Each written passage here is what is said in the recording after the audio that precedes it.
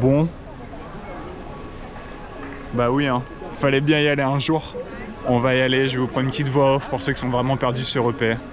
Et on va passer une bonne journée dans ce qui se veut le meilleur parc du monde. On verra bien. Et aujourd'hui, on s'attaque clairement à un mastodonte des parcs d'attractions avec Europa Park, fondé en 1975 par la famille Mack, qui détient aussi Mack Rides. Le parc compte plus de 5 millions de visiteurs annuels, ce qui le classe parmi les 3 parcs européens les plus visités. À la base, le seul objectif du parc était d'être une vitrine pour l'entreprise Mack Rides avec ses différentes attractions. Et là, pour le coup, on est servi avec notamment un bobsleigh, une Madhouse, un water coaster, un super splash, un indoor coaster, un family coaster, un launch coaster, un e-powerhead, un inverted powerhead, un flume, une wall mouse, un spinning coaster et bien d'autres encore. Aujourd'hui, le parc principal s'intègre parfaitement dans son resort avec de nombreux hôtels et un parc aquatique. Et en ce moment, on entend beaucoup parler d'Europa Park grâce à l'ouverture de Voltron en 2024. Cependant, ça n'a pas toujours été le cas avec notamment 2 très gros incendies qui ont lieu dans le parc en 2023 et en 2018. Voilà, maintenant vous en savez un peu plus sur Europa Park et vous pouvez me suivre dans ma journée. Bon, du coup, je vous prends dans le noir. Faut savoir que le parc ouvre ses portes à 8h et les attractions ouvrent à 9h. Et il y a une seule exception, je fais un avec mon doigt mais vous me voyez pas, c'est le voletarium. Du coup, on s'en va dessus parce que là il est 8h30. Comme ça, on aura fait le voletarium avant de commencer notre journée, on sera bien. Et après, on ira sur du coaster pour commencer les choses sérieuses quand même. Alors, le voletarium.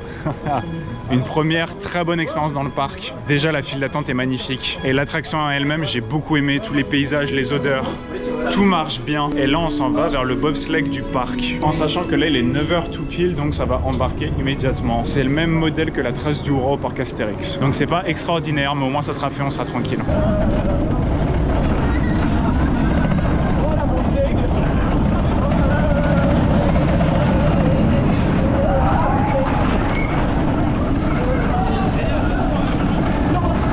Sort du bobsleigh du coup, en vrai c'était sympathique. Le modèle est très court, mais j'adore les petits changements de direction, le fait que ça soit très compact. J'ai trouvé ça très fun. Puis là c'est le matin donc ça vibre pas, c'était rigolo. Mais vraiment ouais, le problème c'est la taille. Et là on va vers Matterhorn Blitz, je regardais le panneau, qui est la petite wall mouse du parc. Bah petite, entre guillemets on se comprend. Donc normalement il n'y a pas trop de monde encore, donc on va voir ce que ça donne et comme ça fera 2 petits crédits dès le matin. Salut. Salut, comment allez-vous? Nous sommes dans Matterhorn Blitz.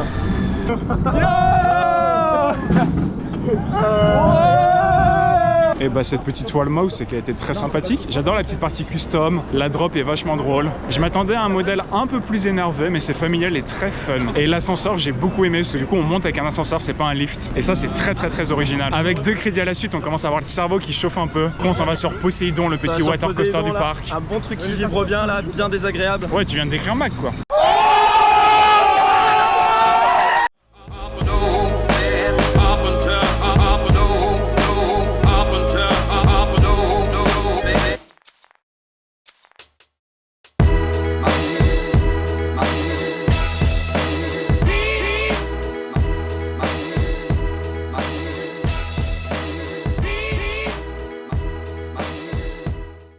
Plein la gueule. T'as bien aimé? T'as passé un bon moment?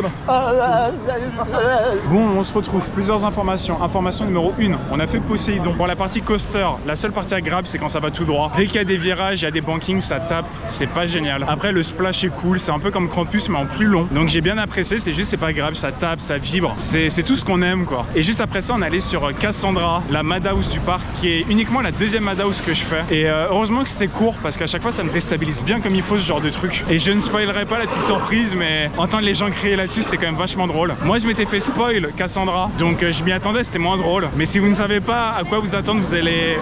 Faut le faire, c'est à faire au moins une fois dans le parc. Et là on va enchaîner avec Pegasus, qui est un petit family coaster dans la zone où on est. Et comme ça, on aura bouclé ça et après on bougera vers un autre endroit dans le parc.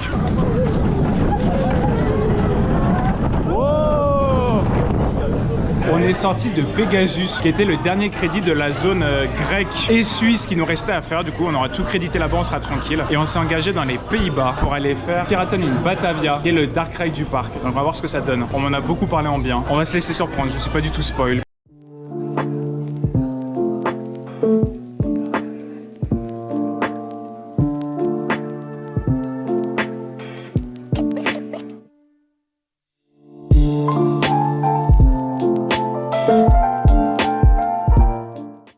de faire Piraten in Batavia et autant vous dire c'est du très très haut niveau. Déjà la file d'attente est magnifique, l'extérieur de l'attraction est absolument magnifique aussi. On rentre dans le petit bateau et là c'est décor sur décor et ça envoie et c'est joli et il y a des ambiances sonores fantastiques et il y a des odeurs. Je ne mettrai que comme défaut l'écran qu'il y a quand on embarque en gare, que je trouve un peu dommage. Et dans le Dark Ride, je ne vous dirai pas quelle scène pour pas spoil, mais il y a une scène avec des écrans et ça me dérange un peu personnellement. Et là on est passé par la zone islandaise pour s'en aller vers Bluefire. J'ai peur parce qu'il a l'air de vachement traîner sur le top hat, mais on va voir, on se prend notre avis.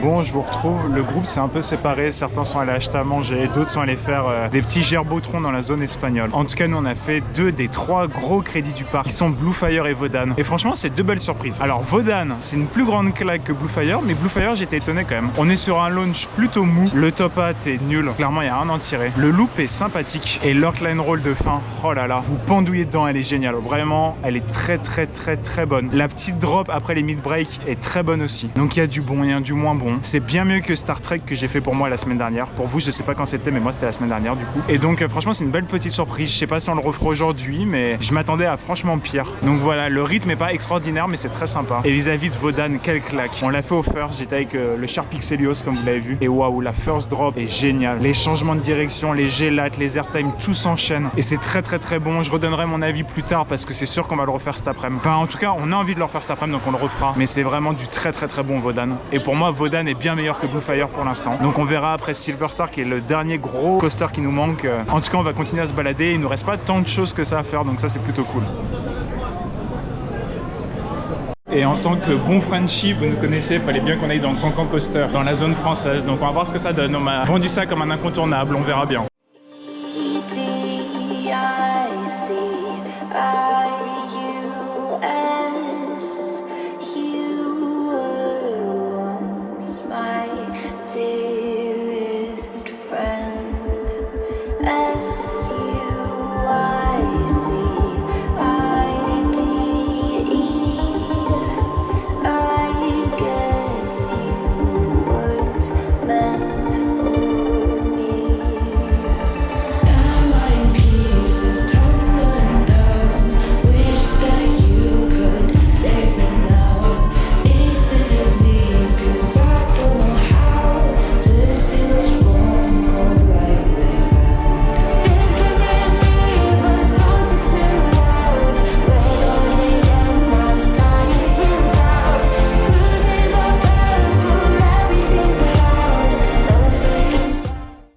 Alors, à titre d'information, on a fait Cancan Coaster, le petit family du parc qui est dans la zone française. C'était très sympathique, il y a une ambiance sonore, il y a la musique du Cancan, ça tape pas, c'est tout doux. Cancan Coaster, c'est bien. C'est une douceur absolue. C'est plein de surprises. Ça n'a rien à voir avec Eurosat.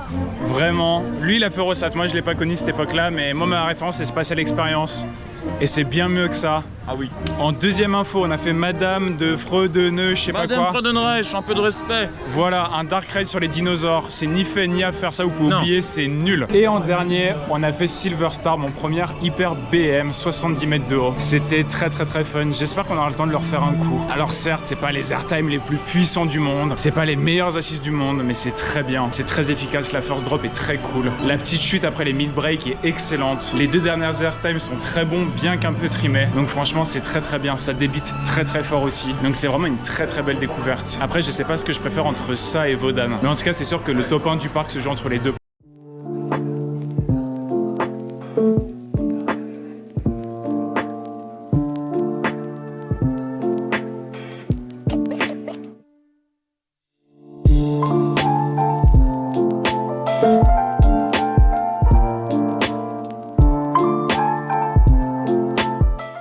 Et on s'en va sur Arthur en passant dans la zone Angleterre. Elle est très mignonne cette petite zone, j'adore. Très british, très kitsch. Mais il y a plein de petits flats pour les gamins. Il y a une petite salle d'arcade, c'est très mignon. Très paisible, il y a des petits jeux d'eau, c'est génial.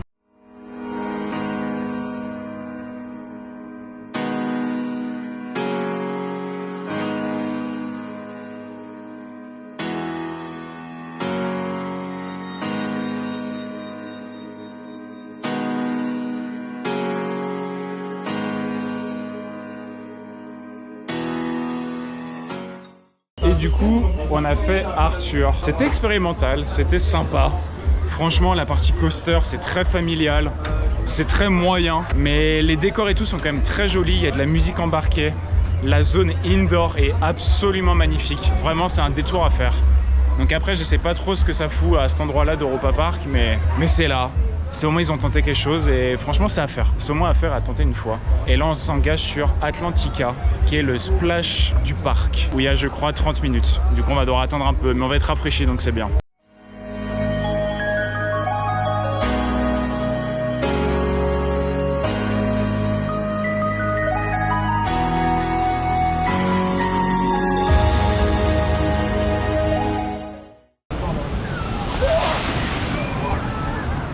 Ça mouille pas hein?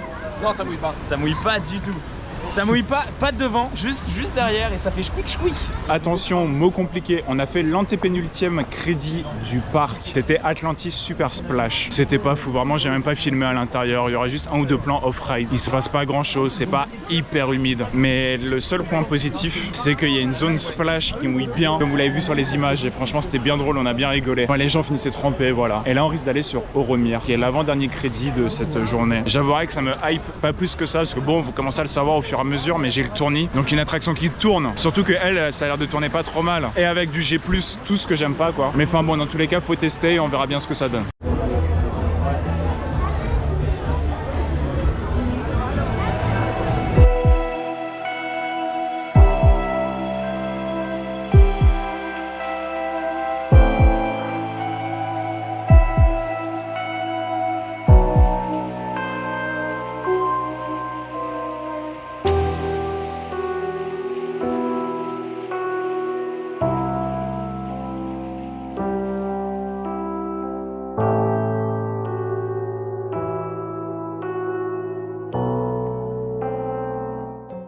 Bon, du coup, on a fait Euromir. Moi, j'ai le tournis, donc vous connaissez mon avis, j'ai pas du tout aimé. Ça spin, on a fait la first drop à l'endroit, tout le reste à l'arrière. Il y a beaucoup de G+, même trop, il y a des taquets.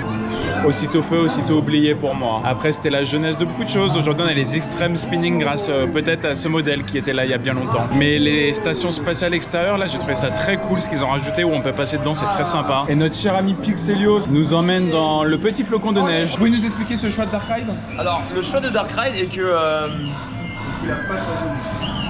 T'es toujours en réflexion, c'est ça? J'ai paniqué en fait. D'accord. Et ce qui est ouf, non, ce qu'il faut qu'on dise, c'est qu'on a quand même créé un effet de foule. Il y a des gens qui nous ont suivis, mais genre une bonne dizaine de personnes qui ont fait l'attraction après nous parce qu'ils pensaient que c'était bien. Il y avait 4 péglans à rentrer dedans. Ils sont cons. Hein. C'est à peu près vrai. Et honnêtement, depuis ce matin, on a que des tamis. Dès qu'on rentre dans les attractions, on en ressort, il y a plus de monde que quand on est rentré. Donc là-dessus, on a bien de la chance. Et voilà, après une journée rondement menée, on arrive au dernier crédit du parc. J'aurais chopé le plus 12 aujourd'hui. Et après, il nous reste encore quelques heures pour refaire tout ce qu'on a envie de faire. Ça va être bien sympathique. Ça a l'air pas trop mal ces petites affaires, mais il faudra attendre l'année prochaine. On verra ce que ça donne en espérant que ça soit pas un caddie comme Lost Gravity. On croise les doigts. Il est 20h, la journée se termine.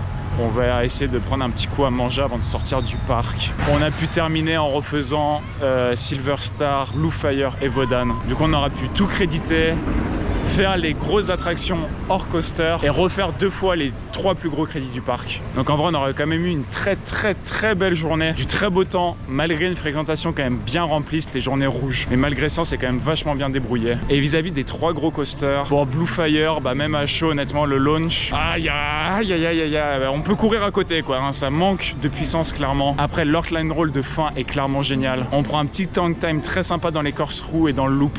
Donc ça, c'est très agréable. En plus, les trains ils font de la lumière la nuit. Donc moi j'ai trouvé ça très joli. Vodan, c'est complètement dingue, ça va dans tous les sens, on prend des airtime, mais c'est très très doux, très très calme, très très agréable. Et enfin Sista, notre sœur Silver Star, c'était génial. On a eu un deuxième tour au last, c'était un niveau de fun, on a fait que crier.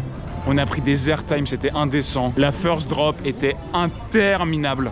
J'insiste sur le interminable, elle s'arrêtait jamais. Franchement, c'était génial. Je me suis éclaté. Je sais pas trop ma préférence entre Silver Star ou Vodan. Je pense quand même que ça penche un peu pour Silver Star, mais à pas grand chose. Mais franchement, Europa Park, c'est un très bon parc. Enfin, il y a des excellents dark rides avec Piraten. Sista et Vodan, c'est vraiment cool. Enfin, c'est un parc où j'ai envie de revenir. Et honnêtement, j'attends rien de Voltron. Même le fait de le voir, ça m'a pas hype. Mais je croise les doigts pour que ça soit un bon coaster. Faites que ça soit un banger parce que j'ai envie de revenir dans ce parc. Vous me voyez plus, il y a plus trop de lumière, je suis désolé. Mais voilà, j'espère vraiment que ça sera un bon coaster parce que j'ai envie de revenir ici. J'ai envie qu'il y ait un coaster vraiment de classe mondiale, un truc incontournable à EP parce qu'il le mérite. Mais actuellement c'est compliqué, mais je suis persuadé que ça finira par arriver et qu'ils l'auront. En tout cas voilà, c'est là qu'on se laisse. C'était une très bonne journée, une très bonne découverte d'un très bon parc. Le meilleur parc du monde, je suis pas sûr. Le meilleur parc d'Europe, je suis pas sûr non plus. Et voilà, juste pour terminer, les débits étaient très bons. Vraiment, ça s'est pas arrêté une seule seconde. À chaque fois, ils donnaient le max pour envoyer le max. Mais il y a quand même un petit problème selon moi. L'entretien est parfait aussi. Mais pour moi, le petit défaut qui traîne et qui me fait un peu mal au cœur, c'est les placements de produits, quoi. Voir des t-shirts Mustang, qui est une marque de jean à Vodan. Voir Mercedes pour Sista. De voir aussi les boutiques Magnum et Puma au milieu du parc. Moi, j'ai un peu de mal avec ça dans l'immersion. Mais voilà, on fait avec et au moins, ça permet à un parc indépendant d'offrir des belles machines. Et bien sûr, comme Movie Park, la même remarque avec les distributeurs de clopes. Je sais que c'est chose normale en Allemagne, mais ça et les placements de produits, c'est encore des choses qui me dérangent. Donc je croise aussi les doigts pour Voltron, qu'il n'y ait pas trop de placements de produits, qu'ils arrivent à se canaliser à peu près et que ça soit plutôt discret, quoi. Bon, en tout cas, moi, c'est là où je vais vous laisser. Je sais pas si la conclusion a été très claire, mais je suis clairement claqué du cul. Le petit Pixelios, toi où c'est ton parc d'enfance? Je suis claqué des fesses. C'était une bonne journée, mais c'était une excellente journée. Je sais pas pourquoi j'y suis pas retourné plus tôt, mais ce parc est une pépite. Non, franchement, c'était une très bonne journée. On a pu faire des très belles machines. Le petit Raphaël, on a bien aimé, c'était bien. J'ai kiffé ma première expérience et je la referai dès que je peux. T'as kiffé? Ça sera bipé parce qu'il faut pas spoil. Faut pas spoil, ça sera bipé. Méfiez-vous. Pensez à votre huile d'olive. Mais voilà, et Frank Coaster est pas là. Mais on lui fait des bisous et je suis sûr qu'il a passé une très bonne journée aussi. Drôle, en fait, hein. Et moi en tout cas je vous dis à la prochaine, c'était Kepoa pour vous servir, allez tchuss.